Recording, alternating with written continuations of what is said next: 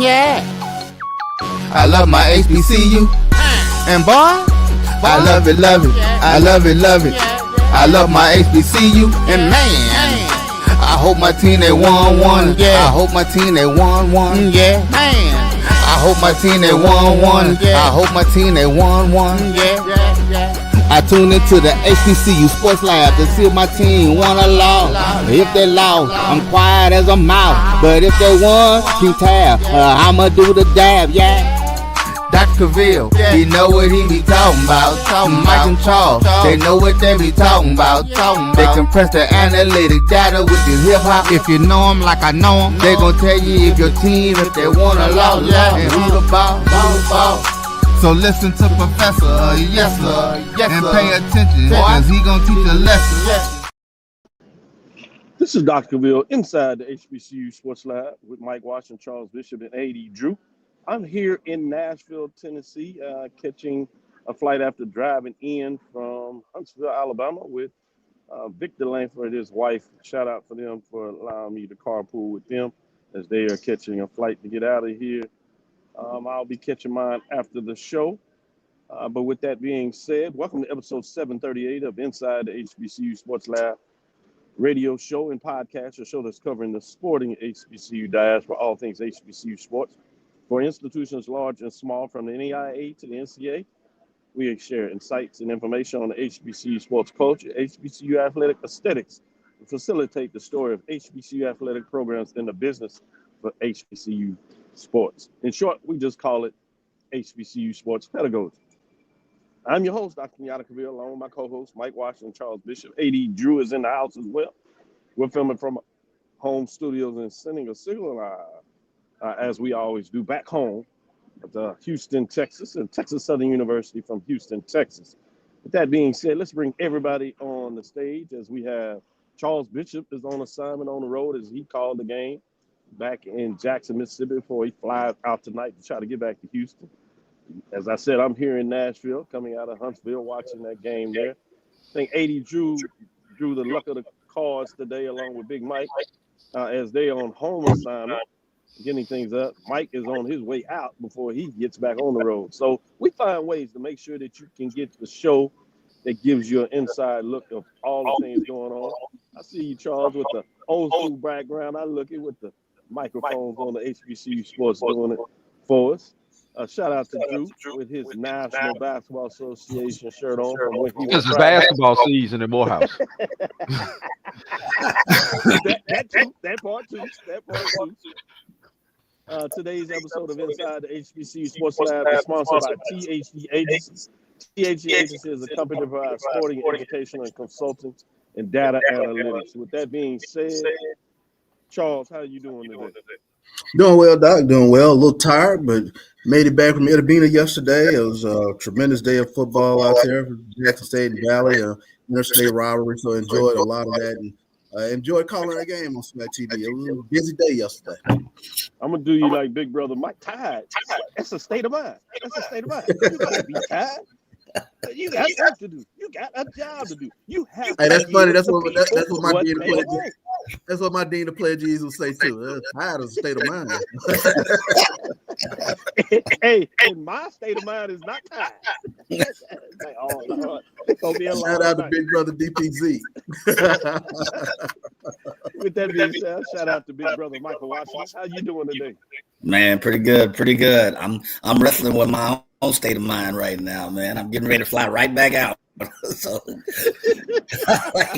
I'm like, I hate that I told all them pledges all this shit. I mean, all this stuff.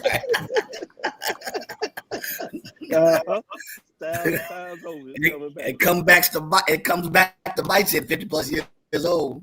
Yeah. Hey, Drew, boy, I heard you in a drama game yesterday. Then you had to do double duties, do a little radio call, but you had a game to call. It certainly was exciting.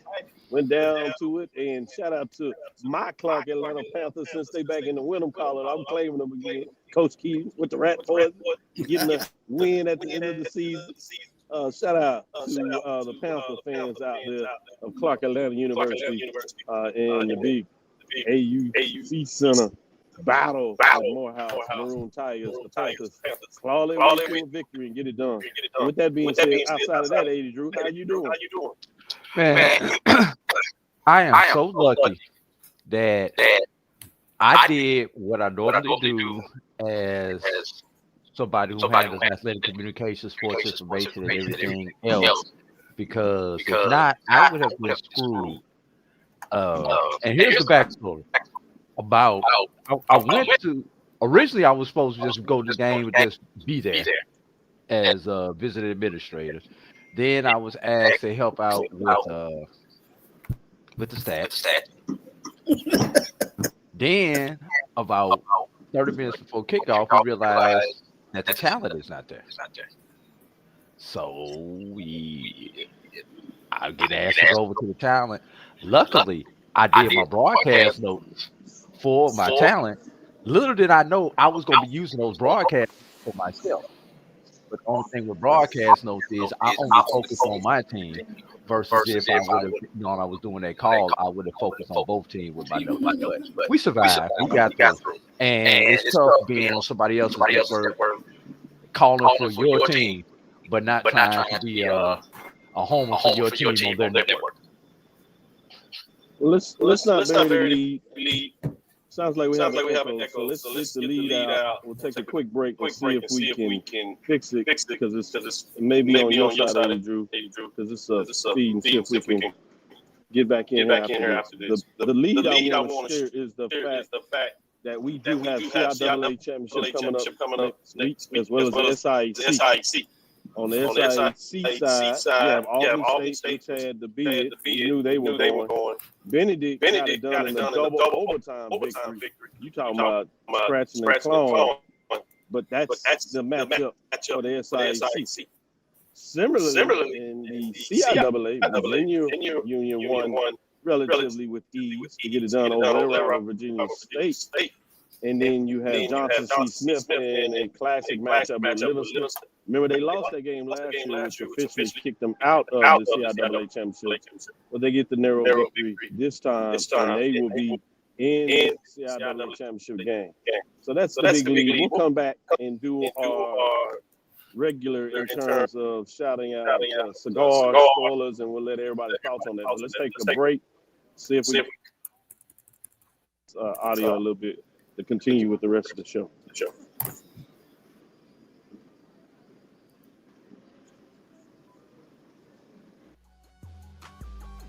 This is the Dean of the College of HBCU Sports, Kenyatta Cavil of Dr. Cavil's Inside the HBCU Sports Lab with Mike Washington and Charles Bishop. Come mix it up in the lab where the course lecture is in session every Tuesday from 6 o'clock p.m. Central Standard Time on Facebook Live, YouTube Spreaker, or the BCSN app, as we discuss all things about the HBCU sports culture, including exploring the week that was in the sporting HBCU diaspora, as well as the upcoming week of HBCU sports. With me, the Dean, the College of HBCU Sports, on Dr. Cavil's Inside the HBCU Sports Lab with Mike Washington and Charles Bishop. Course lecture dismissed.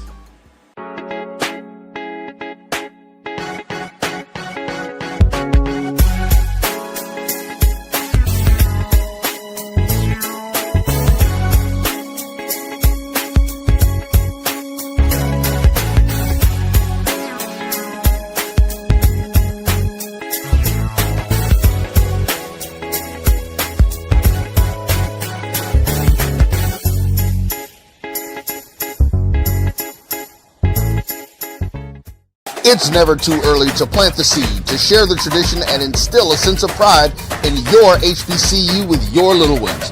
HBCU Pride and Joy Children's Boutique helps you share your school spirit with a wide selection of adorable kids apparel and accessories officially licensed from your favorite HBCU. Visit hbcupridejoy.com and follow us on all social media at HBCU Pride Joy on Facebook and Twitter. For over 30 years, HBCU Image has been more than just an apparel store. We've been a movement, a statement, a legacy. We celebrate the pride, the purpose, and the culture that make historically black colleges and universities legendary. Whether you're a student or a lifelong supporter, our gear lets you wear your HBCU story with confidence and style. Because when you wear HBCU Image, You're not just wearing clothes. You're wearing culture. You're wearing pride. You're wearing purpose. HBCU.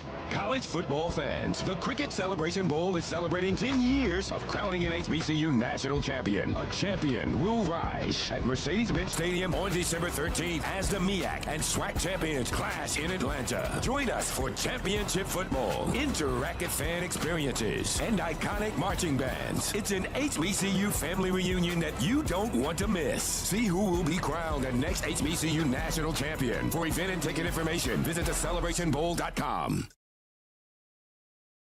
Compress the analytic data with your hip hop. If you know them like I know them, they gon' tell you if your team, if they wanna lose, and who the ball. So listen to Professor, yes sir, and pay attention, cause he gon' teach a lesson. This is Dr. Cavil with Inside the HBCU Slab. I think it was my side, maybe, coming with the feed. I turned off the feed, so we'll see if we can get through it this time. But with that being said, it's time to give our shout outs. And I can't wait to do this in terms of after the tough week last week from Prairie View, but they stood out. And you see I have my Actively Black Prairie View on after a convincing win, if you would. Shout out to Actively Black. These nice, comfortable sweatshirts there. But shout out to the Panthers getting it done against the Bulldogs, and they beat them 48-5, shut them out of the end zone. 2 points on a safety, which was given up by the Panthers in a field goal. But a shout out to also Jackson State. The Tigers got it done against their rival Valley. Some of them down in parts would not necessarily call it a rival. The Jackson State Tigers have taken care of the Delta Devils, but Charles somehow tries to make it a matchup. And credit to the Delta Devils, at least for a quarter. Some people may even say a half. They stood with them, but as the Tigers got rolling, no more. Rattlers got off the slide, if you would, as they went up and took care of business against Arkansas Pine Bluff. So they got it done. Shout out to Alabama State as Texas Southern came in. They went back and forth, but Hornets know what they're doing now, and they found a way to get it done. So big victory there as they get it done. So another shout out when you talk about what they went on and get it done. A couple of more teams. Shout out to the Braves of Alcorn, sticking it to Southern. They didn't want to be the folks that got off the side and allowed Southern to find a way to get it right. So they got it done there. And Grambling, even though there were some nasty things that went out half, and I was confused about what the coach was saying. Be interesting what the commissioner has to say with that. Probably fines are coming, but I guess the coach of Grambling State jokingly said that somebody else will take care of that. I guess that's intriguing the way you would handle that with young men, regardless of who you thought started ugly participation. We got to find a way to be better. But shout out to Grambling for getting the victory in terms of what took place on the field. That'll do it for the SWAC. Out of the MEAC, had some interesting games of note. We saw on Thursday night, Delaware State hung on and found a way to get the victory, 14-12 in a defensive slugfest, but they come out victorious. South Carolina State, not playing around as they won. The Bulldogs there 42-12, taking care of Hyde Bison. Bison's quarterback got injured at the game. They certainly didn't help their cause, but the Bulldogs were well on their way even when that happened. And surprisingly, Norfolk State, although record-wise, they find a way to be in ball games. A little more, maybe a couple of things next year. People may not be laughing at Norfolk State and Coach Vic, but at the end of the day, Eagles stay in the race as they defeat Norfolk State at home 31-28. Independence, not so much love there in terms of cigars. It's just not their year. And shout out, as I said, to the Division II level, particularly those that we're talking about will be playing for championships next week. That's Johnson C. Smith, the Golden Bulls, Virginia Union Panthers. You have Albany, as Mike always likes to remind us, getting it done in terms of those pesky playing up against. They'll be lining up against Benedict Tigers, getting in that, and that's the Golden Rams for Albany State for those that are well aware of their mascot. With that being said, let me take it around the horn and kind of see what everybody's thinking in terms of what's on their mind, what stood up. With that being said, let me go to you, Mike, Big Mike. What's on your mind in terms of superlatives or thoughts of some games that took place on Saturday or Thursday even? So I guess if I had to put a tag on this weekend, they are who we thought they are or were, or they are who we thought they were not. So I'll start with your thing. You started with Prairie View, and Prairie View had a very dominant game against Alabama A&M. And then you see the Texas Southern battle, but Alabama State, readjust, and had a good game. So, and had a solid game all through. I was looking through the stats, had a chance to check out a few of the quarters, but those two games stood out to me. The one that was the defensive struggle between Delaware State and Morgan. I think we said that would be close. I don't know if we thought the score would be as close, but that was really close, and that lets you know that Morgan can be in a position to be a disruptor, someone who upsets the apple cart, so to speak. And then you saw the Alcorn Southern. Now you have two teams with losing records, but I just kind of scratched my head at what's happened to Southern over the course of a year and a half, and look at how they're performing as a team at the year end of 2025. And credit to Alcorn State for finding a way to at least get back. Let's take one step back off of Charles's ledge, but you just kind of scratch your head and ask, as an organization, what's going on with the Southern folk? I'm getting like silence from all of my corporate folks that work in my previous company in Baton Rouge and whatever. I'm getting silence. Ain't nobody answering. Nobody's answering my text, and nobody's responding. Normally I get some kind of chatter. It's like a church mouse. It's all quiet. So I'm wondering what's happening, and looking at this game, I got nothing. So those are the few games that stuck out with me. But I think if you had to put a text, yep, they are who we thought they are or were. Yeah, Mike, in terms of that, I think they listened to the intro of the song. We listened to the lab to see if we were in a loss. And if I lost, I'm quiet as a church mouse. So I think they are appropriately quiet right now, Mike. I hope you're not expecting them to say too much. With that being said, let me go to you, Charles. What's on your mind? Yeah, I think when you take a look at it, for me, statement wins in terms of SWAC West yesterday, Prairie View and Grambling. In terms of looking at what they did yesterday, I think that's a big statement from Prairie View to bounce back from the loss to Alabama State and put up 48 points. But then for the quarterback play to be as awesome as it was yesterday, Peters with 5 touchdowns, no interceptions, and I think that is something that should resonate for Panther fans going forward in terms of looking at your path now to the SWAC championship. Questions, can you have enough offense? Well, yesterday I think went a long way towards answering, whether you could have enough offense to compete going towards the SWAC championship. And looking at Jackson State yesterday, I think that was huge with regards to looking at their freshman quarterback Jared Lockhart in terms of what he was able to do. 21 to 27, 241 yards on a couple of touchdowns. So I think that was huge with regards to Jackson State Tiger fans in terms of, maybe it doesn't have to be all run. That was quite a bit of balance yesterday with regards to Mississippi Valley. And, week in, week out, we keep talking about South Carolina State.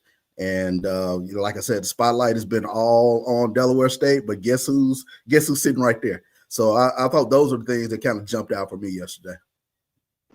I agree with you wholeheartedly, but I tell you what, on Friday night, they'll get all the light they want the rest of the week because people will be looking at this South Carolina State Bulldogs going to North Carolina Central top 7 matchup officially.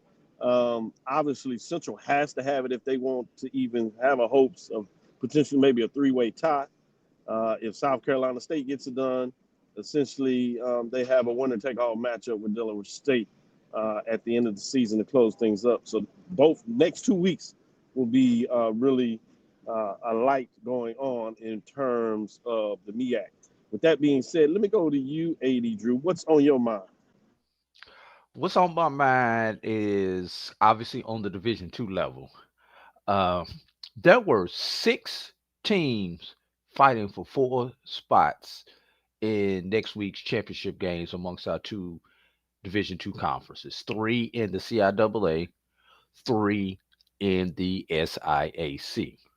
While 5 of those teams handled their business and handled their business convincingly, there was one team who I told y'all was going to be offensively challenged, and they were offensively challenged. Fellas, when is the last time you saw a double overtime college football game and the teams combined still do not score 30 points in a double overtime collegiate football game? Fellas, the score after regulation was 7-7. Oh my God. Then neither team, let's think about college overtime. You get the ball on the opponent's 25-yard line in overtime, and you still cannot score a touchdown in either overtime session. 2 field goals in the first overtime. Excuse me. They did get one. They did get a touchdown in the second one. I apologize. So, but still, fellas, this is Benedict. You are going to the championship game. You have the top-rated defense in the SIAC. But if I am ever scared of a championship level team and will not put my money on it, this is the one. This is Baltimore Raven, Tampa Bay Buccaneer level, but those defenses were so dominant that they could handle it. I'm not sure, as good as Benedict's defense is, they are at that level. I'm sorry, I know this is a Division I show, but I had to get that off my chest before I get to my helmet stickers, Dr. Cavil. Man, that was good stuff. Perfectly said and needed to be said. As I said, we're not going to bury the lead. Usually we focus on Division I on Sunday. We'll get time for that. We will release the top 7 today. But to open it up with some news today, I thought it was important to make sure we got into the Division II, particularly when teams playing for championships. And the way you broke that down, you know, we talk about defense wins championships. We'll actually get to see this Saturday. Because we know one thing about Chicks love the long ball, though, Dr. Cavil. No, maybe need a little more special teams. Can we get something from the offense, as you pointed out? Excited for Benedict Tigers. You talking about finding a way to win differently. They certainly are doing that. Credit to them for the victory. We will not take that away. They certainly deserve to be there, but they have a tough road to go on the road against a team that handled them pretty solidly during the regular season. But the fact, that's why you play the games. We shall see what that looks like. In some ways, it's similar to Johnson C. Smith, not quite as challenged offensively, but they're playing against a very tough Virginia Union team. But Johnson C. Smith has did their part. They're in the championship game, and they certainly deserve to be there. With that being said, let's take our next break. We'll come back on the other side. We'll do that with the next segment. We're going to slide in the next segment to do the helmet stickers and superlatives to recognize Big Ben. And then the following segment, we'll take a deeper dive in the top 7 and get back in line with it. So with that being said, we'll be right back after this quick break. We'll come back with some helmet stickers, Big Ben Award superlatives, and see if there are any more people on the ledge in terms of Charles Bishop's special segment of the ledge that now everybody's starting to recognize. People walking up to me, it's like, who on the ledge? Who on the ledge? I said, you got to ask Charles. We'll be right back after this break. You're looking for the latest information on Southern University sports, the Southwestern Athletic Conference, and HBCU athletics. There's only one place to go. Tune in to the Carlos Brown Show, exclusively on the Black College Sports Network. Planning an event? From weddings to corporate functions, CMJ Events LLC brings over 15 years of experience to make your vision a reality.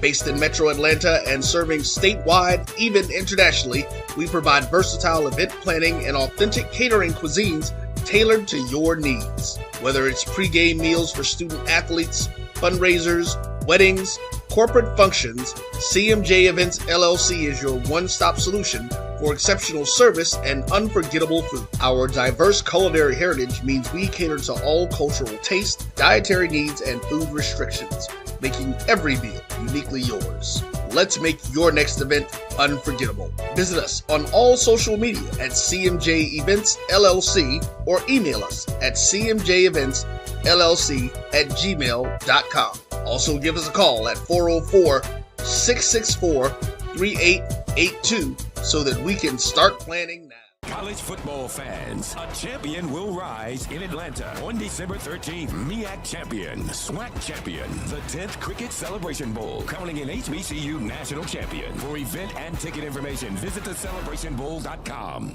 Since 2002, Empowerment Resources, Inc., a nonprofit organization, has empowered more than 1,500 youth and adults in Duval and surrounding counties. Through its programs, Journey into Womanhood, Girls Mentoring, Life Skills for Teens, and parenting education coaching.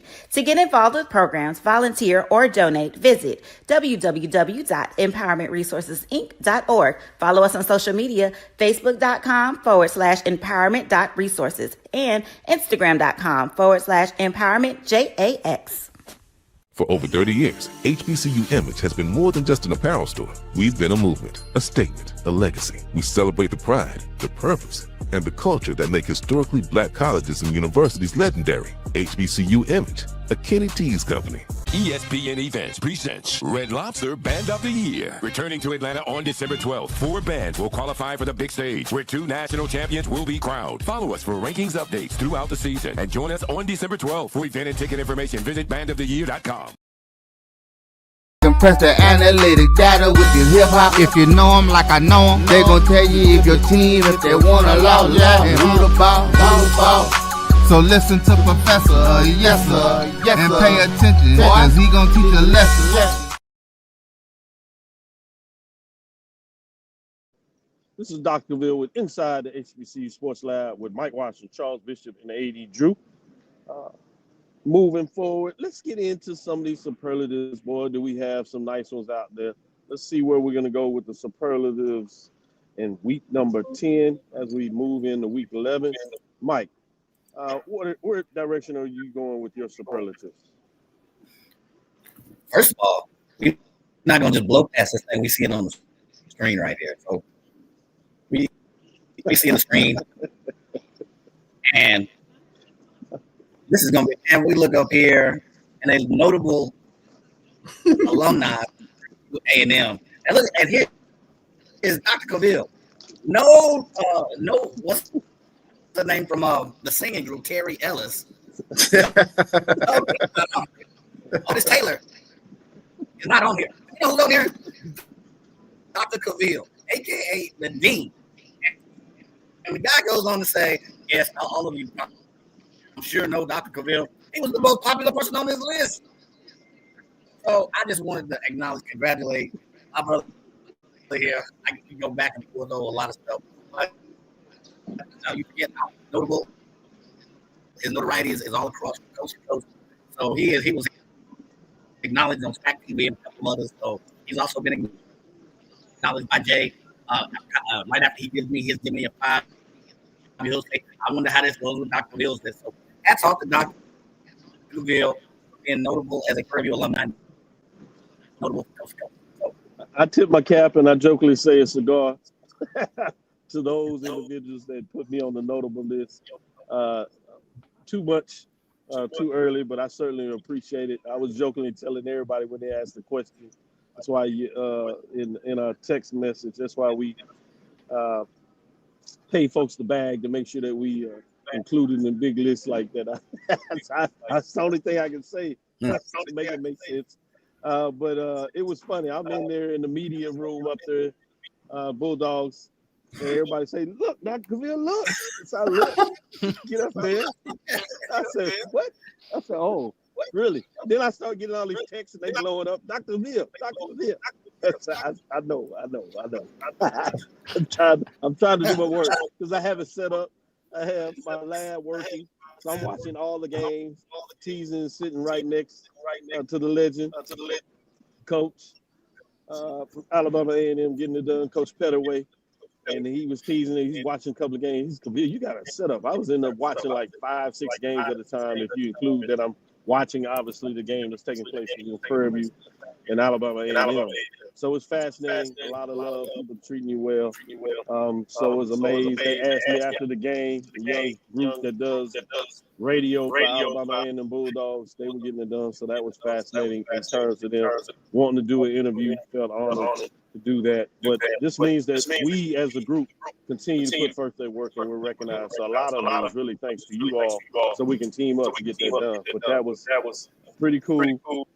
Kind of embarrassing to some way, but awesome. So I'll take that, Big Mike. Appreciate you with that. And that's a good cigar to the team here for helping make it happen. Can I add to that right quick? I'll take that big helmet sticker, though. I'll take that big helmet sticker. That was one of my superlatives.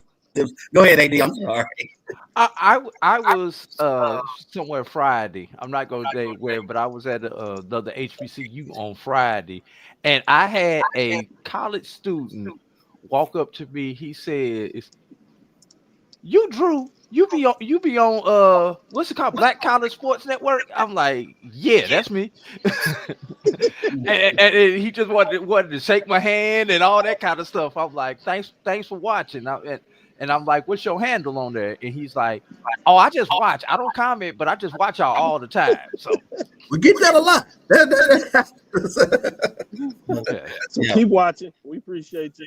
Yeah. We love. Big Mike, go back to you on a serious note. What are some of your superlatives or big helmet stickers for this week? I have two. I have you mentioned Cam Peters. Dang, 3-4 yards short of a 400-yard day. He had another 36 yards on the ground. So big shout out to Cam Peters. I think AD talked about, hey, can Prairie View mount up a passing game? Well, they got about 500 yards to show you that, or 400 so yards to show you they can. So helmet sticker to Cam Peters. I can't go out without talk, Mike. I can't go out without announcing my kinfolk from South Carolina State, Jared Washington.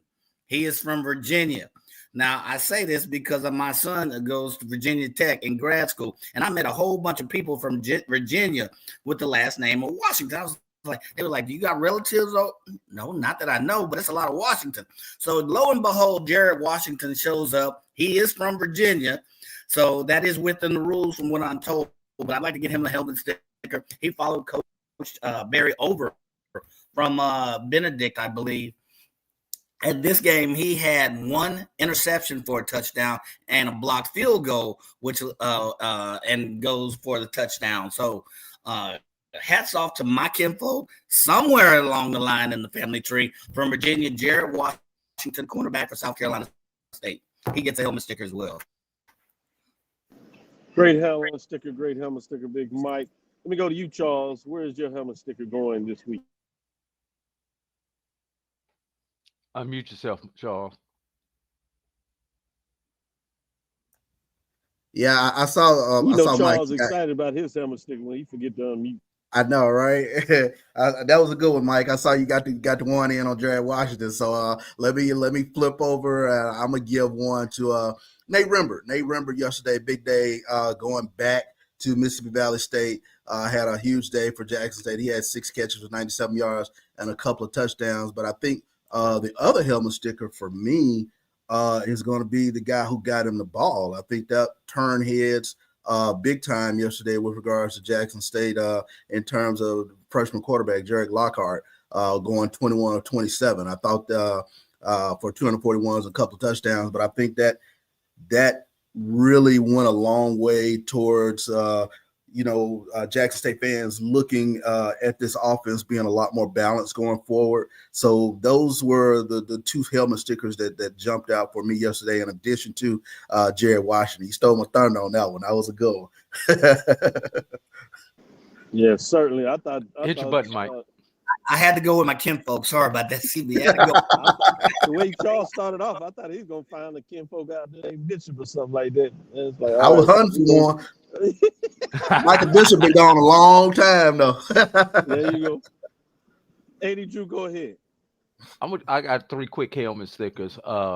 My first helmet sticker actually goes to somebody who's on this feed right now. My first helmet sticker goes to Chuck Hunt, who, we know with the unfortunate incident that happened yesterday between Grambling State and Bethune-Cookman. But when I get home and I get on my timeline, the first video that I see is Chuck Hunt's video and him providing commentary of the video like I'm there. So my first helmet sticker goes out to you, Chuck Hunt, for keeping me up and letting me know what was going on. Because obviously, when I'm in my world at a game that I'm working, I'm not following everything.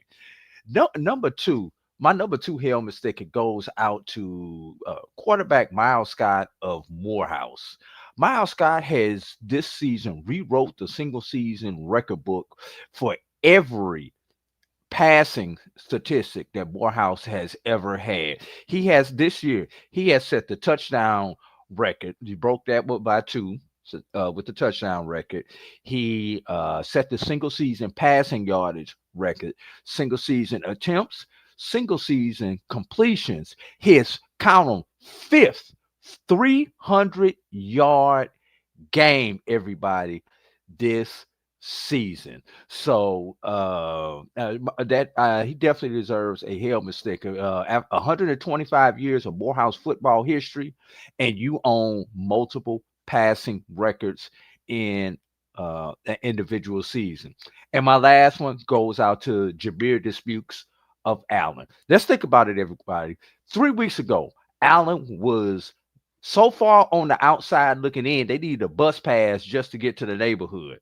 Not only did they catch their bus over there to the proper house, but they knocked the door down and kicked it in with a bandit. Winning their last 3 consecutive games. Disputes on the day, passing 23 of 32 for 284 yards, 2 touchdowns, 0 INTs, and then he added 17 rushes for 85 yards and 1 touchdown on the ground. So Jabir Disputes, my helmet sticker goes out to you for gaining Allen the extra game this week against the Conference Carolinas opponent. Mute, Doc. Doc, you're on mute.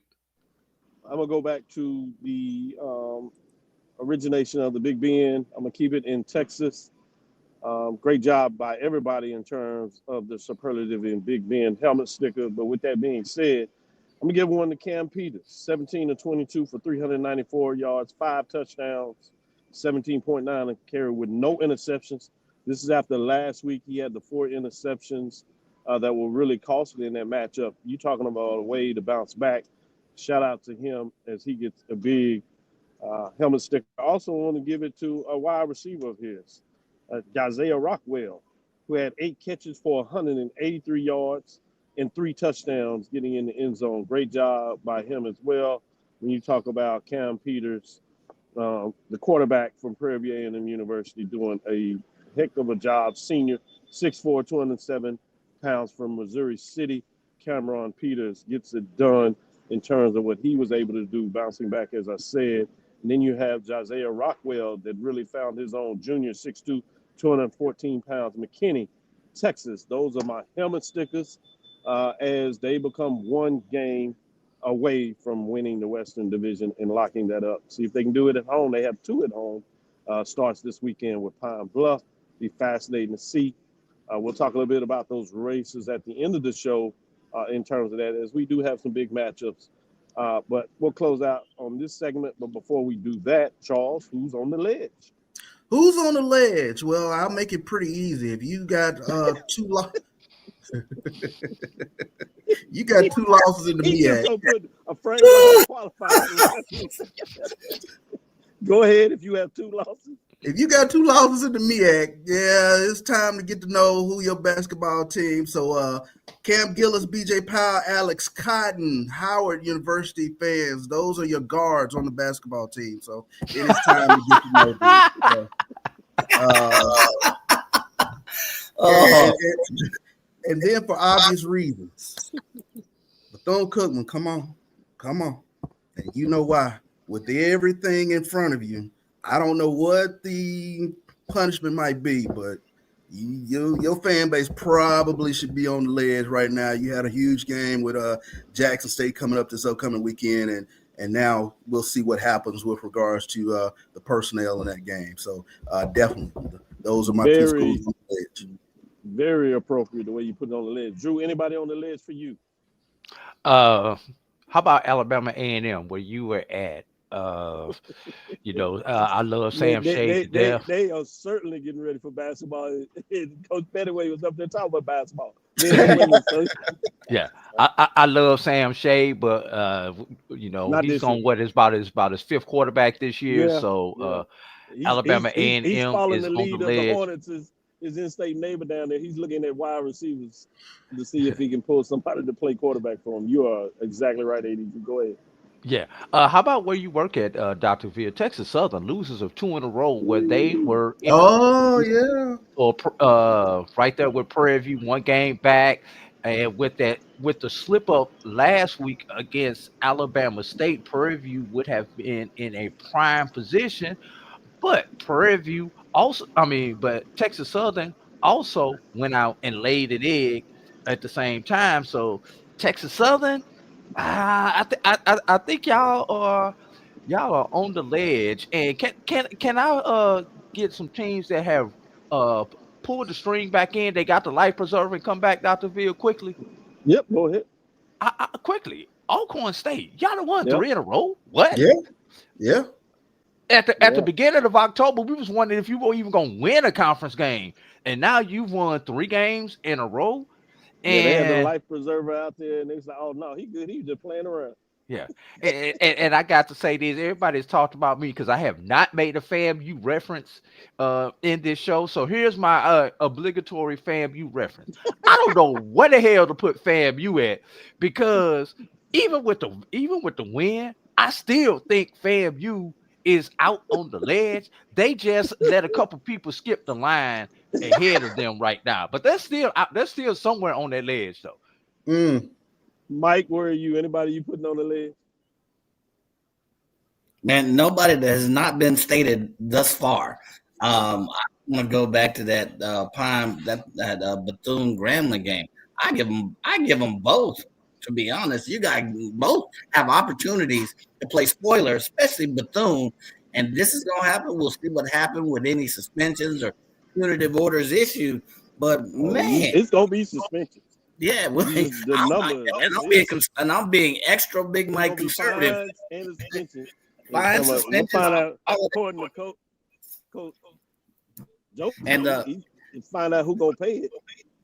Yeah, all the chatter was, man, Bethune's got. Well, we're gonna see now, because that was the overarching theme on all of the social media chatter. Where Bethune has a chance. Well, not anymore. So, and AD took my one on TSU. TSU was sitting in a prime spot. They not only did they drop one this week, but the one last week that they dropped and laid a big goose egg on.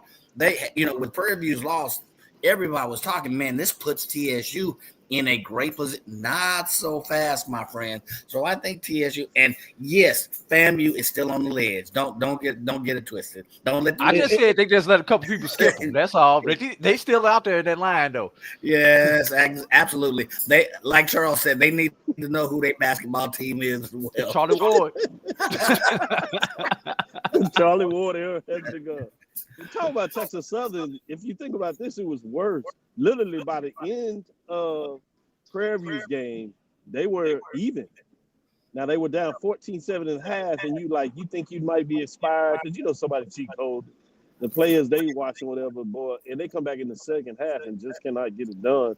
And Yes. Braves pull away, and it's been downhill since. Even at halftime, the young lady was interviewing Coach Disman, and she was talking about they were 4-4, and she's like, "What?" He's like, "We have a good football team."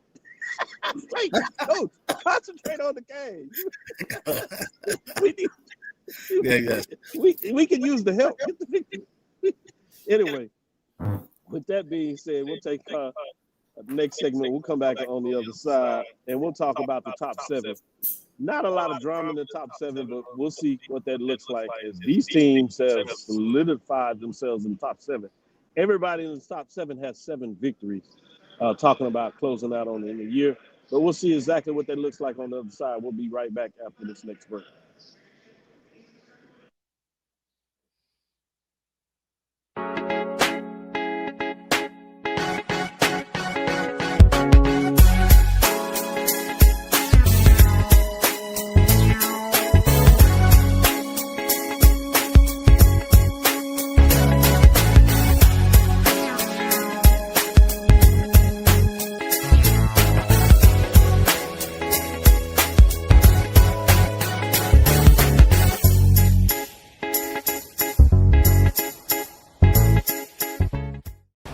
Football fans, the Cricket Celebration Bowl is celebrating 10 years of crowning an HBCU national champion. A champion will rise at Mercedes-Benz Stadium on December 13th as the MEAC and SWAC champions clash in Atlanta. Join us for championship football, interactive fan experiences, and iconic marching bands. It's an HBCU family reunion that you don't want to miss. See who will be crowned the next HBCU national champion. For event and ticket information, visit thecelebrationbowl.com. For over 30 years, HBCU Image has been more than just an apparel store. We've been a movement, a statement, a legacy. We celebrate the pride, the purpose, and the culture that make historically black colleges and universities legendary. Whether you're a student or a lifelong supporter, our gear lets you wear your HBCU story with confidence and style. Because when you wear HBCU Image, you're not just wearing clothes. You're wearing culture. You're wearing pride. You're wearing purpose. HBCU. With over 25 years of serving our communities, Destiny Financial Services, a division of Global Life, is here to help you and your family through difficult times. From cancer care to accidental industries to cardiac care, we all know that there are times that you can't control what happens in your life, but you can be prepared to weather the storm when it comes. Call DFS at 877-300-8269 or visit the website at www.globelifeinsurance.com. That is 877-300-8269, or again, the website at www.globelifeinsurance.com. ESPN Events presents Red Lobster Band of the Year, a title reserved for elite HBCU marching bands. A season-long competition that culminates in Atlanta on Friday, December 12th. Drum majors, percussion, drill, auxiliaries, musicality. All aspects will be examined by the toughest judges in the world of college bands. 4 will qualify for the big stage, where national champions will be crowned. Follow us on social media for rankings updates throughout the season. And join us in Atlanta on December 12th. For event and ticket information, visit bandoftheyear.com. Compress the analytic data with your hip hop. If you know them like I know them, they gon' tell you if your team, if they wanna lose, and who the ball. So listen to Professor, yes sir, and pay attention, cause he gon' teach a lesson. Check your mute, Dr. Cavil. This is Dr. Cavil with Inside the HBCU Sports Lab with Mike Washington, Charles Bishop, and the AD Drew. As we get back into it, let's jump straight into it and look at this week's week number 11, Dr. Cavill's Inside the HBCU Sports Lab with Mike Washington, Charles Bishop. As we move into this, let's look at week 11 in terms of the teams that are dropping out. Well, let's do this quickly. Let's give the scores of the top 7, and then we'll move into that and do those finals and do that appropriately. Number 1, the Alabama State Hornets defeat Texas Southern University. Alabama State Hornets improved to 7-2, 5-1. They defeated Texas Southern 42-24 going away, as Texas Southern number 16 falls to 4-5, 3-3 in terms of that matchup. With that being said, let's look at number 2.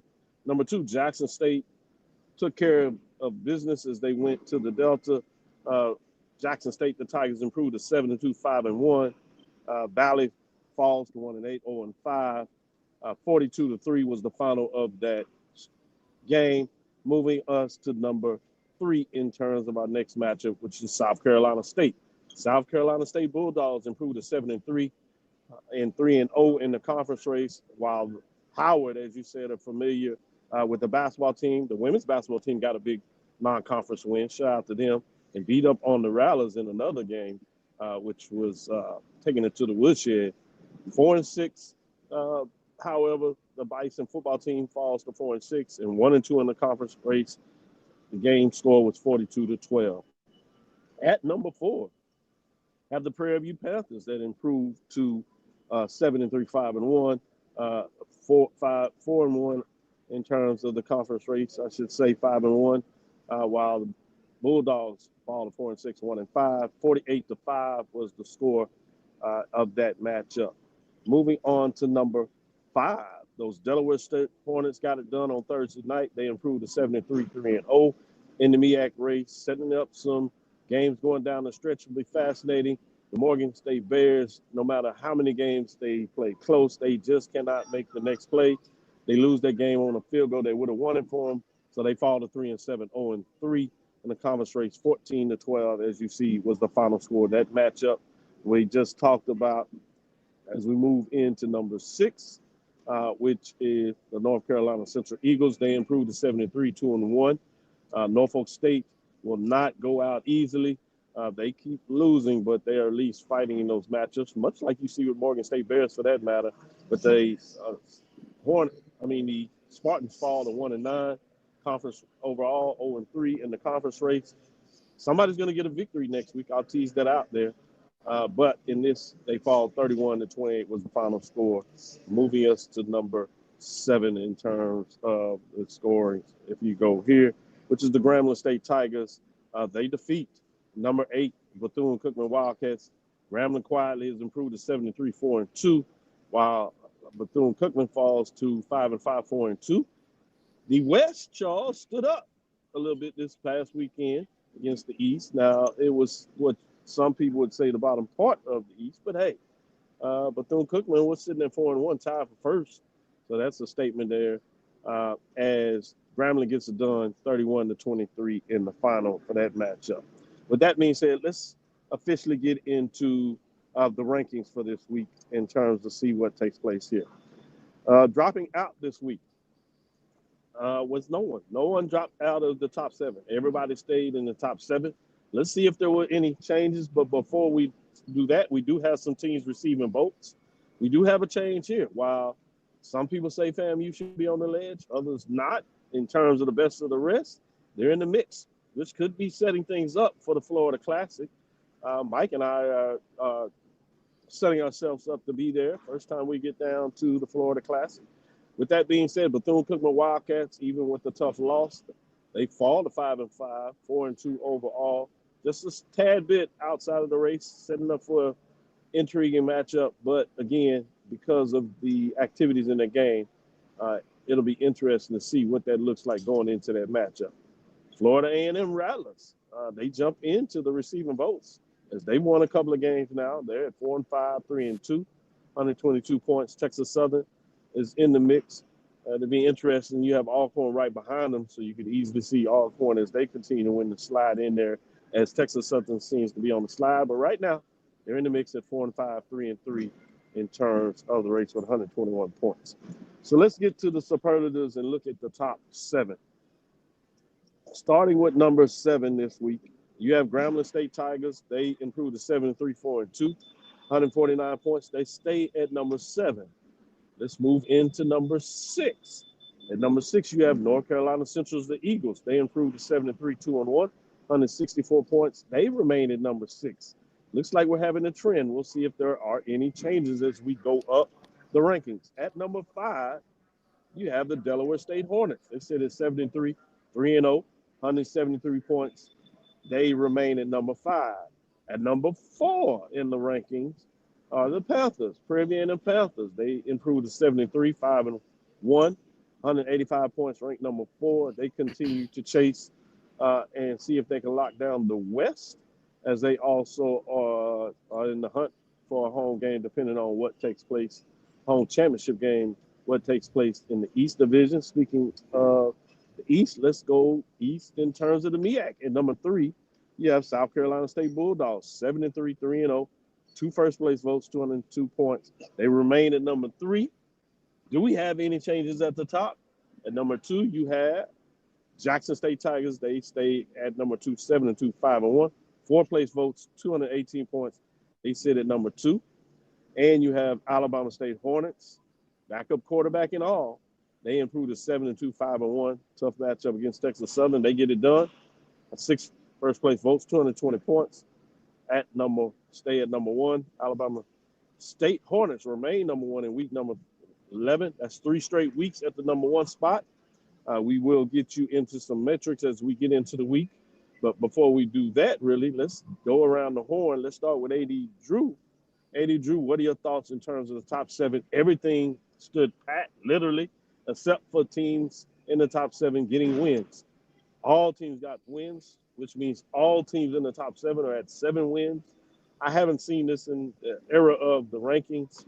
The talent teams are deep, and they're all winning, while the bottom teams are all struggling. But let's talk about the superlatives right now. What are your thoughts in terms of week number 11, top 7?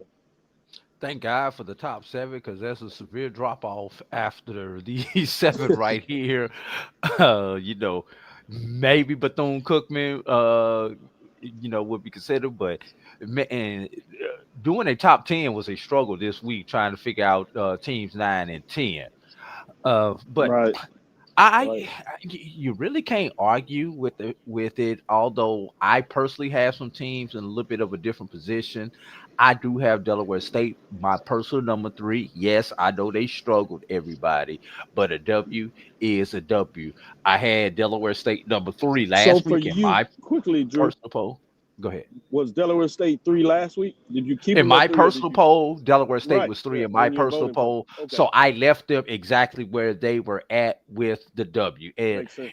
it was an ugly W, but they did get the But W. like you said, a W is a W. Yeah, W is a W. Delaware State going for the knockout and walked into a left hook trying to throw a right cross against Morgan State. Brings up an interesting matchup in 2 weeks, like we said. My biggest thing about this week, the week where chaos usually happens on the FCS level, we had none this week. So everybody was able to go out and take care of business. So kudos to top 7. Really, I have no problem with what I see on the screen, but I did have some personal difference, but I'm cool with this though. Good stuff. Let me go to you, Charles, in terms of your top 7. What are your thoughts in terms of this top 7? With regards to this top 7, 3 out of the 7 teams in this top 7 are playing with a backup quarterback. So to continue winning, that's huge. You take a look at what Tayshawn Smoot was able to do yesterday, and even when you kind of cursory looked at the stats, Texas Southern did everything they needed to do. It was a good game from KJ Cooper, great game from Atheon Renfro, but Alabama State got the win, so I need to dig in and kind of see what exactly happened there.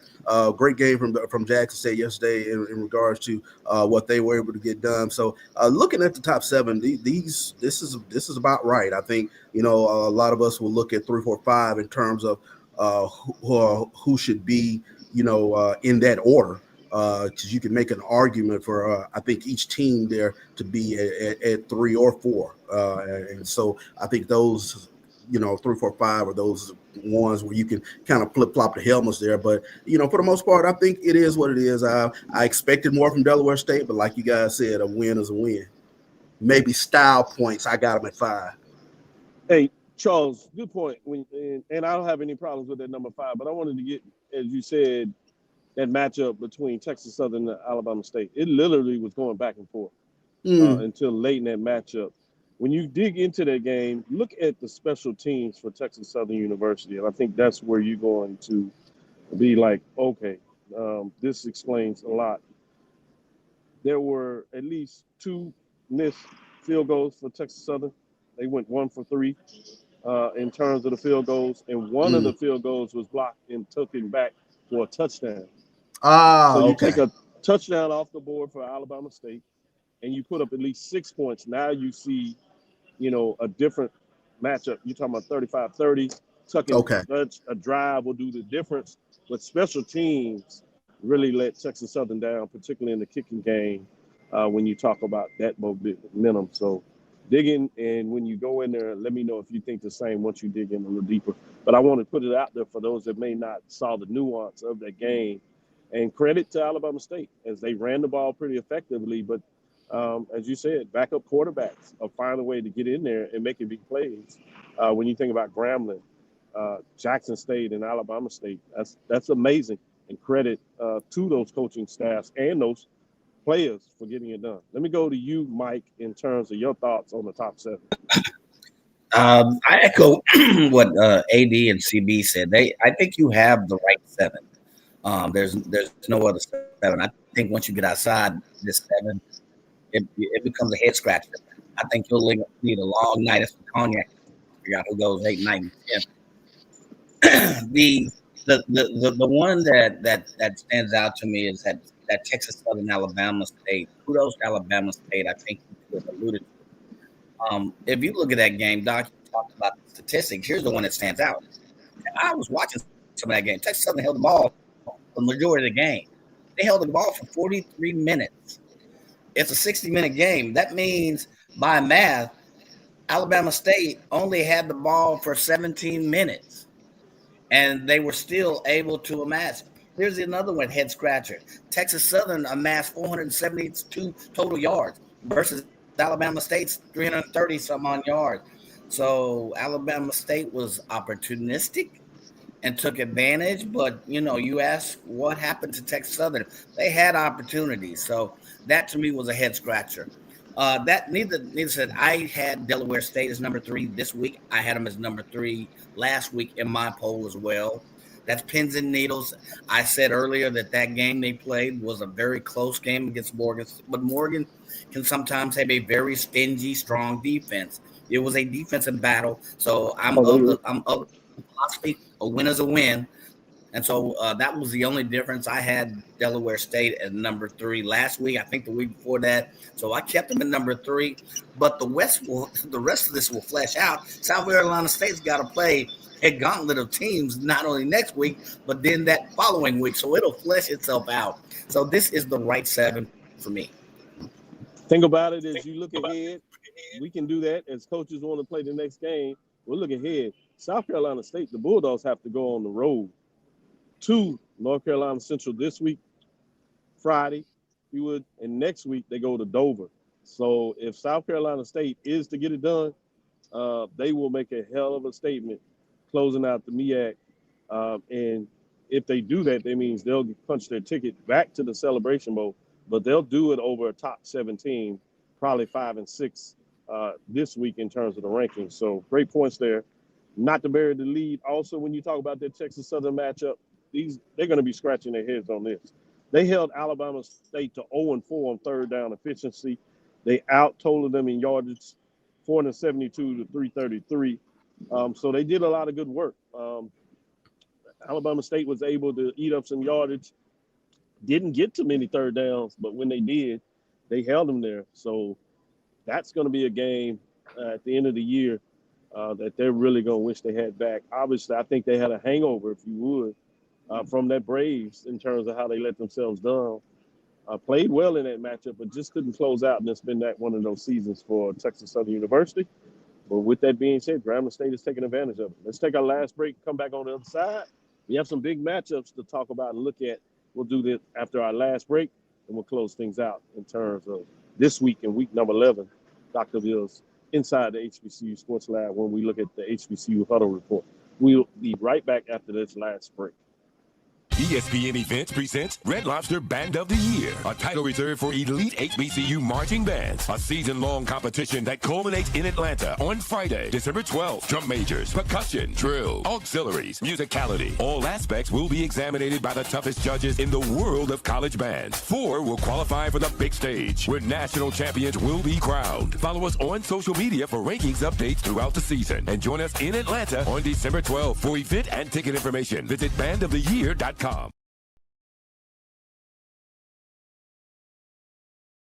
For over 30 years, HBCU Image has been more than just an apparel store. We've been a movement, a statement, a legacy. We celebrate the pride, the purpose, and the culture that make historically black colleges and universities legendary. Whether you're a student or a lifelong supporter, Our gear lets you wear your HBCU story with confidence and style. Because when you wear HBCU image, you're not just wearing clothes. You're wearing culture. You're wearing pride. You're wearing purpose. HBCU image. A Kenny T's company. Compress the analytic data with your hip hop. If you know them like I know them, they gon' tell you if your team, if they wanna lose, yeah, and who the ball. So listen to Professor, yes sir, and pay attention, cause he gon' teach a lesson. This is Dr. Ville inside the HBCU Sports Lab in week number 11. Let's get into some of these matchups. We'll be able to get through some of these just to let people know to keep your eyes on them, but I'm not sure if they will throw you off any. The first one is number 1, Alabama State Hornets. They go to the Delta, Mississippi Valley State Delta Devils. Hornets come in at 7-2, 5-1, tied with Jackson State. Jackson State does have the head-to-head victory, so they continue to push through. We'll see what that means. Playoff picture is out for the Hornets because of the Turkey Day Classic, but they face Delta Devils this week, 1-8, 0-5. Anybody thinking this will be a problem for the Hornets? No, I don't think it'll be a problem. Actually, it looks as though Mississippi Valley starting quarterback Josh Brown, he went down yesterday on the first play of the game yesterday. And that game will be in Mobile, by the way. We'll be in Mobile. Mm-hmm. That makes it a little home game for them and makes it even more challenging for the Delta Devils. Great update in terms of what that looks like. I did forget that he went down very early. I didn't realize it was the first drive. Boy, that makes it tough when you're trying to get it done. You're seeing more and more, gentlemen, that you have to have a backup in college football. We even see more in the SWAC. It's just a gotta play grind in non-conference season. Number 2 has to play. Yeah, you have to be prepared to play and play really well. With that being said, another matchup that I hate coming in here, we'll have everything talking about probably everything else except for this matchup. You have number 8, Bethune-Cookman Wildcats sit at 5-5, 4-2. At number 2, Jackson State Tigers. We're looking at this matchup, sizing things up.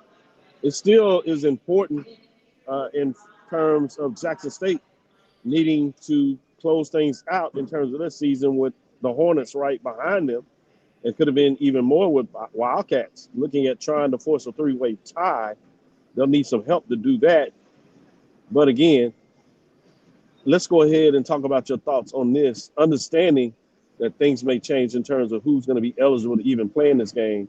Let's start with you, Charles. Where are you with this matchup? Because you kind of put it out there very early when you talk about the ledge because of what took place on Saturday's game. Yeah, it becomes very interesting to see what Bethune-Cookman's depth will look like in regards to this game, or whenever a decision is made with regards to the incident yesterday. But I think it bodes well for Jackson State in terms of looking at this game. I can't say enough. I mean, I think the balance yesterday that you saw with regards to Jackson State against Mississippi Valley, especially with Jared Lockhart. He threw for over 200 yards, and it was a quick game pass, and it showed a different dynamic, a different element of Jackson State's offense, one that you had not seen per se with Lockhart behind center. So I think that, along with, we know Jackson State can run the football. Defensively, they're as tough as any team, I think, in the conference. So I think that game, Jackson State probably would have been the favorite going into it, but they look even stronger now after yesterday. Good points made there, Charles. Let me go to you, Mike. Big Mike, what are your thoughts in terms of this matchup? So with the understatement ahead of us, with potential, it was already going to be, or had the ability to be a potential setup, for Bethune to make a good matchup. But even with that, you got to realize Bethune is number 7 in the SWAC against the run, number 12 against the pass, and you got the number 1 and 2 team in the SWAC and rushing and passing. So now with this, that just adds extra light to that. So I think it sets up a very favorable scenario for for Jackson State.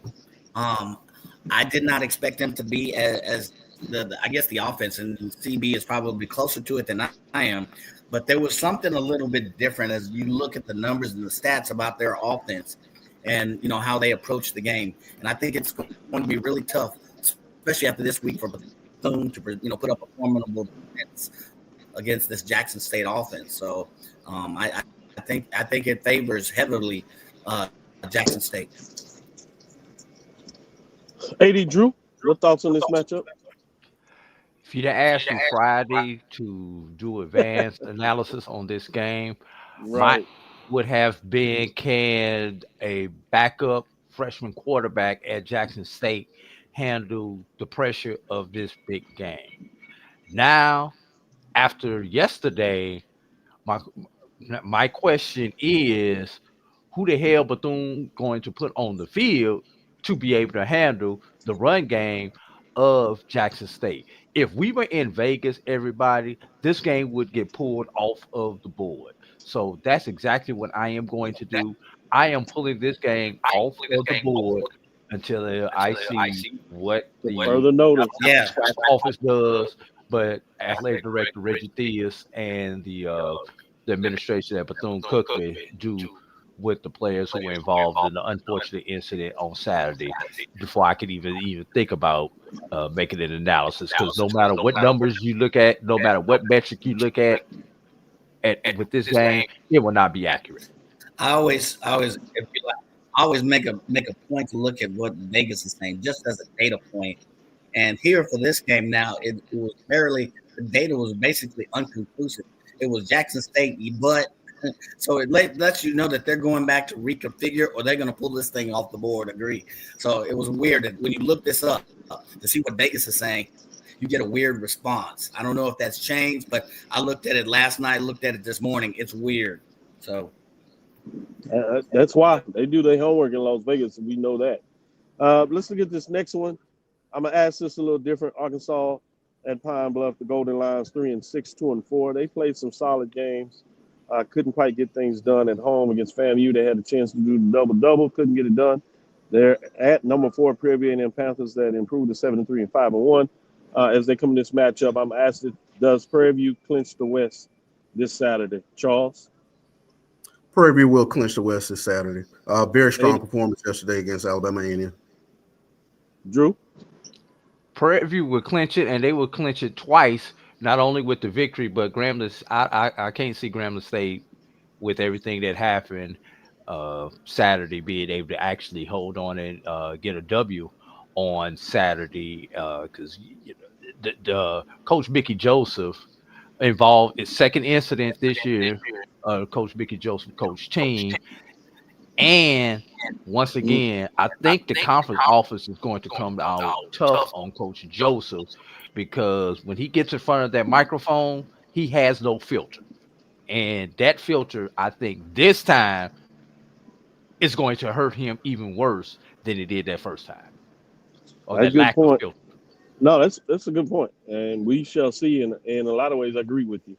With that, Mike, will Prairie View clinch this weekend? Yeah, Coach Jackson has the approach. They know what's at stake. He keeps the team focused. You've got a well-grounded team with a solid running back committee. Given what's said, I think Drew talked to the coach's comments, but you also got to look at the culture and the attitude and morality that is now, that is in Pine Bluff after this season, and where are they at? So I think Prairie View does conclusively clinch this Saturday. I have another one just like that. We'll go back. So stay up, Mike. I'm gonna ask you this: Howard Bison 4-6, 1-2. At number 5, Delaware State Hornets 7-3, 3-0. Does Delaware State create a de facto MEAC championship game by winning this game on Saturday? Yes, they do. I think Drew? Howard. I want to send a shout out to the schedule makers in the MEAC because who would have thought whenever this schedule came out that Delaware State, South Carolina State would be the championship game. You would have thought the game between South Carolina State, North Carolina Central would be the game, and the winner of that game would essentially get a unofficial bye in their last week. But shout out to the schedule makers. But yes, championship game will be locked up for Delaware State. Mike, I'm going back to you. I didn't mean to cut you off. You wanted to say something about Howard. You're gonna Oh put no, the nail in it. Howard, this season has been like a roller coaster. So, and I think they're in the dip. So I agree. This will be a solid performance by Delaware State, which sets up for the de facto championship. No question. You know why it's Well, been a you roller coaster, Mike? Because this is the first time they beat Hampton in forever. Yep. So this is what happens to you when you beat Hampton. Lose to Hampton, and you're probably in the race, Howard. Exactly. You beat Hampton, and then you go up. Yeah. that's the challenge with Howard. They got the big win over Hampton. We kind of know what Hampton is this year, but this is two back-to-back seasons after playing in the Celebration Bowl where the Bison have been lackluster in terms of their overall record and not being able to put a real push in the MEAC. It'll be interesting to see what that means in the offseason. Charles, does Delaware State Hornets create a de facto MEAC championship game by winning this game and setting it up, regardless of what happens in the next matchup we'll talk about?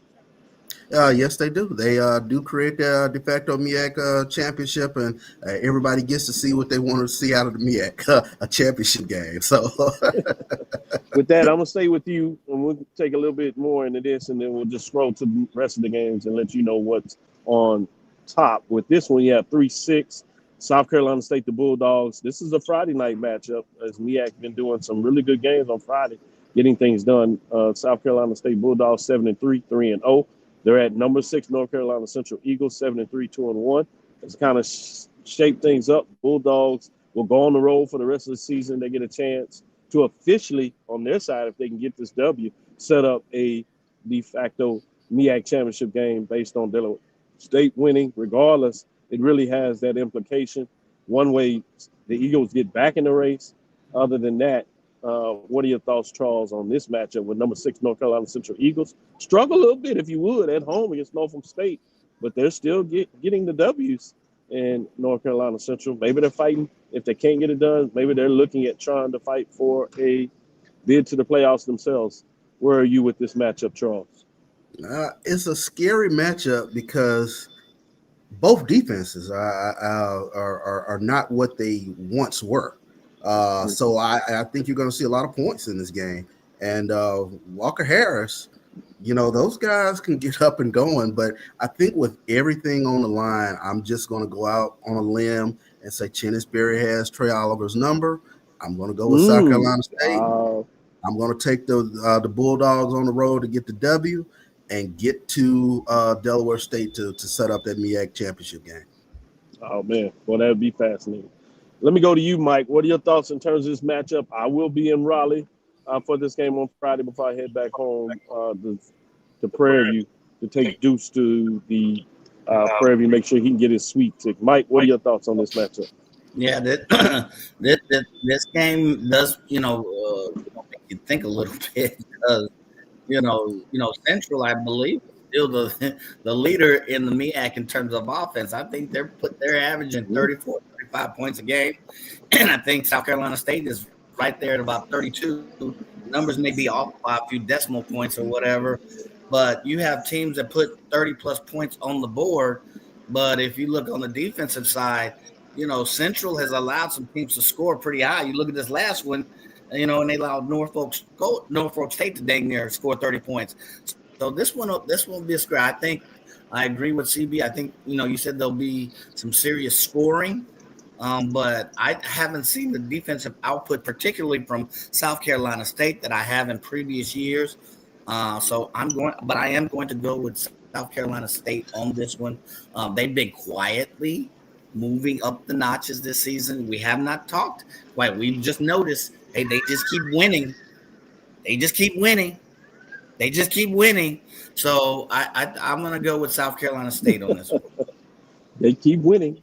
Drew, where are you with this matchup? You know who also keeps winning, Mike? North Carolina Central. And it's something about Walker Harris and Trey Oliver and crew that intrigues me. And don't get me wrong, Berry, regular season, one of the best coaches that we have seen out there.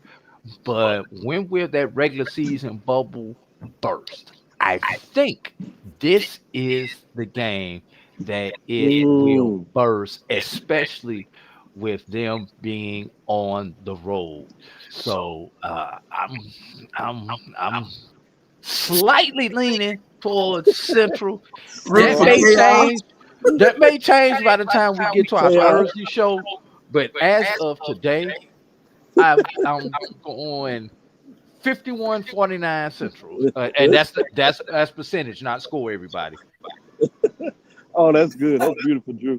As Charles said, root for that chaos. Let's look at a couple of these matchups. We'll just roll them down. You have number 10, Texas Southern Tigers, 4-5, 3-3. They're at the Southern Jaguars, 1-9, 0-6. Southern's only win was a tough road game at Mississippi Valley State. Who would have thought that? They hadn't won at home. Will the trend continue? Will Texas Southern find a way to get it right? It'll be interesting from that perspective on this matchup. You got the battle of the A&M. Florida A&M Rattlers are 4-5, 3-2. Alabama A&M Bulldogs are 4-6, 1-5. Somebody will get important 5 wins on the season. Whoever wins this puts themselves in a good position to at least have a winning season, particularly as the Rattlers. You can at least get to 500 if you're Bulldogs. So interesting to see what that means in this matchup. Can we call this the get on the road. 1890 Classic? Will the Marching 100 get on the road? Question of the day. Good question. Grambling State Tigers, in terms of that matchup, with all four to be interesting. Again, how many plays? Braves are playing well. Tigers are playing well. But obviously, instead of looking at the rivalry of this matchup, Grambling never plays well, it seems, in the reservation. We'll have other things to talk about and see that. Obviously, Grambling should have 7 wins in terms of that matchup. And then we have the last one here. If nothing else, somebody's going to get a MEAC win. So it'll be interesting from that standpoint. Both teams are playing pretty solid on defense. Norfolk State may have a little more offense. Will that be enough for Michael Vick to get a conference win? Or will the Bears get the conference win? Interesting to see what that looks like when you talk about that as we close out things here. Any final thoughts, Mike? No, other than I think someone has said it. I keep going back to the conference, the preseason conference, and nobody expected much of a challenge for teams coming out the West. Last week we were talking about Grambling and Texas Southern and Prairie View. Is this an opportunity for the West to really step up? And I just keep pointing out, until this week, we were talking about, hey, the West is a little bit different than we thought they were.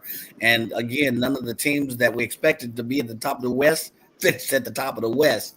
That's my one takeaway from this season. But other than that, but I look at the scheduling as well and how it ended up in favors, strong football games, not only in the MEAC but also in the SWAC as well. So those are my parting shots. Let me go to you, Charles. What are your final thoughts of the week? Final thoughts of the week. I didn't realize how many SWAC fans are listening in on the coach's call, because I can't tell you how many texts I've got. I can't get to hear what Mickey Joseph and Coach Woody have to say on the coach's call tomorrow. So I think just the implications of what happened yesterday, a lot of people will be tuned in to see what the conference doles out in terms of punishment with regards to that. Good points, and you're right. It'll be very interesting. Let me go to you, Drew, for your final thoughts. Two quick final thoughts. In a season that we see no undefeated teams in SWAC play for the first time since expansion, we could actually wind up with 2 winless teams, one in each division in the SWAC this year. Southern and Valley have still yet to find a victory, and if you look at their schedules, let's be honest, you don't see a victory on their schedule this year. But stranger things have happened. One of those 2 will probably leak out and beat somebody. And number 2, got to drop down to the Division 2 level. We haven't. I know this is not the show for it, but I've got to put this in.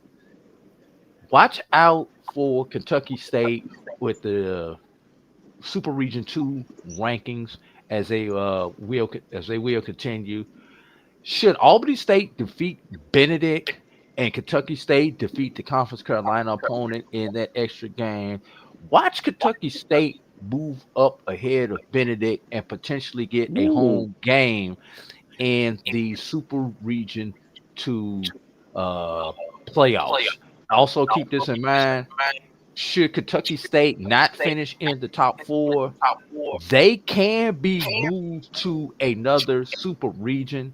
And I would expect Kentucky State to be moved to super regions 1 or 3 for travel purpose. Super region 1 is the Northeast region where the CIAA now resides, and super region 3 is the Midwest, where you don't want to go if you're Kentucky State, because you're playing all those teams from Missouri that you tend to see in the Final Four of the Division 2. Your Truman States, your Northwest Missouri States, and teams like that come out of Missouri that always has somebody in the Final Four. So for Kentucky State, they need to get a top 4 rank so they can stay in that South region, i.e. Super Region 2. Great mid-major division updates to close it. We'll go further, deeper dive in Tuesday. We'll probably have some updates and see what that looks like as we start to close things out. Great report.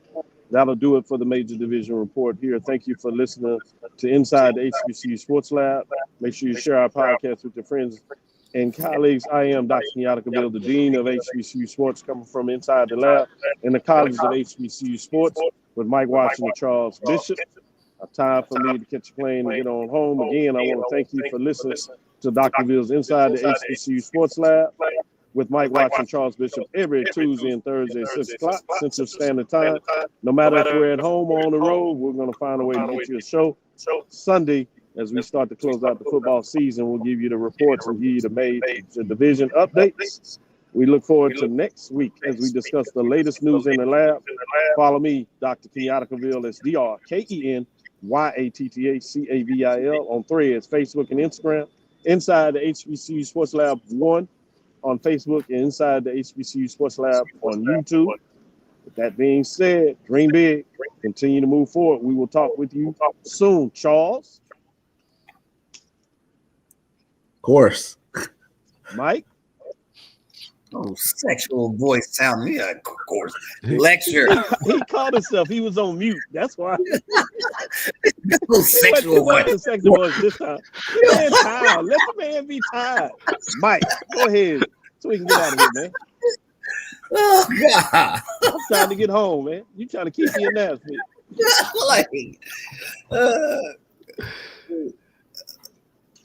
Mike. I said lecture. Well, we want to make sure you're clear. You threw all that other stuff in. 80 Drew. He got jokes and attitude, y'all. Come on now, Mike. You got to do better than that, man. Dismiss. Let's get up out of here before somebody else do something crazy. Charles know how to do the sexual voice, of course.